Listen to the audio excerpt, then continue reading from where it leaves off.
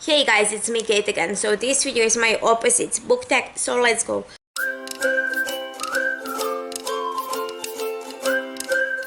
First we have the first book in your collection and the last book you bought.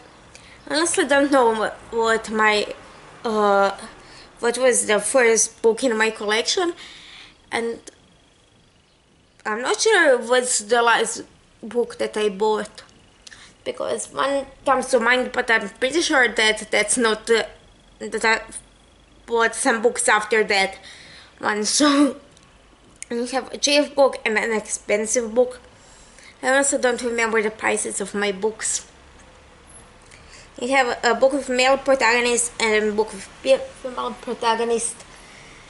So I have something with male protagonist right next to me, and that's Food Wars Shokugeki no Soma. This is volume 1 by Yuto Tsukada, Shun Saeki, and Yuki Murasaki, and this one is following Soma when one day he's working in his family's restaurant, and one day his dad says that he is going to close up the restaurant for a bit to go work with his friend, and so he basically kicks him out to this elite culinary school, and stuff goes from there. And then book with female protagonist. It's on bottom of the pile, but Dinner with a Vampire by Abigail Gibson, which are following Violet Lee, who after witnessing a massacre of about 30 men gets taken by a group of guys who did that massacre, and turns out they're vampires. Then we have a book you read quickly and a book that took you a long time to read. Book I read quickly is definitely Food Wars Volume 1. I read it in one morning. And the book that took me a long time to read, basically any long book. Then we have a book with a pretty cover and book with ugly cover. I do actually have playlists for both of those on my channel. So then we have a national book and an international book. So national book is Lyric Paulina P by Sanya Polak, in which we're following Paulina P, who tells us a story about her life in diary format. And the international book, I'll probably just be repeating it myself, but Witch Blood by Lisa Casey, in which we're following Sebastian, who is a kitsune, which is Japanese nine-tailed fox spirit with elemental magic. And he's been on a run ever since something happened to him a year ago up until now, when he bumps into an alpha werewolf named Liam, who actually saved him a year ago. And we have a teen book and a thick book.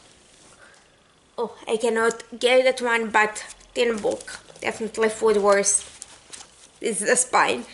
And the thick book is right here at the bottom of the pile, and that's Assassin's Quest by Robin Hobb, which is third book in the Farsia trilogy, in which we are following Fitz, who after who at age of 6 is left by his maternal grandfather at the doorstep of the keep for his father, the crown prince, to raise. But when his father hears that his bastard son is coming, he abdicates the throne and goes to live in the countryside, which leaves Fitz in a quite unfortunate situation where he is mostly raised by the stable master Burg, up until the day when his grandfather, the king, decides that he would be great royal assassin because he's a royal, and so he can go to royal events, but he's also a commoner, which means that a lot of people won't pay attention to him. And then we have a fiction book and a non-fiction book. Basically all the books that I mentioned so far in this video were fiction books, and non-fiction book I honestly have no idea. Then we have a romantic book / an action book. A romantic book would be Dinner for Vampire, and an action book, Assassin's Quest. And we have a book that made you happy, Food Wars Volume 1. Definitely.